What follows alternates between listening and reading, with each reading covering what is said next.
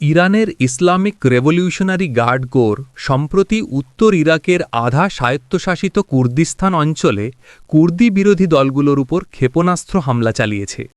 ইরানের রাষ্ট্রীয় মিডিয়া জানিয়েছে, তারা ইসলামী বিপ্লব বিরোধী কুর্দি গোষ্ঠীগুলোর সদর দপ্তর ও ঘাঁটিগুলোকে লক্ষ্য করে ৩টি ব্যালিস্টিক ক্ষেপণাস্ত্র নিক্ষেপ করেছে।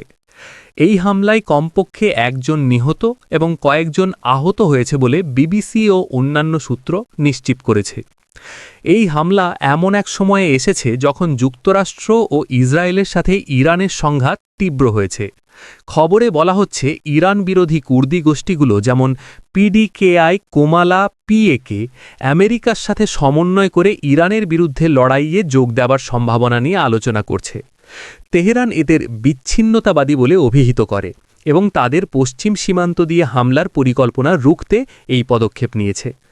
এই ঘটনা মধ্যপ্রাচ্যের যুদ্ধকে আরও বিস্তৃত করার ঝুঁকি বাড়িয়েছে।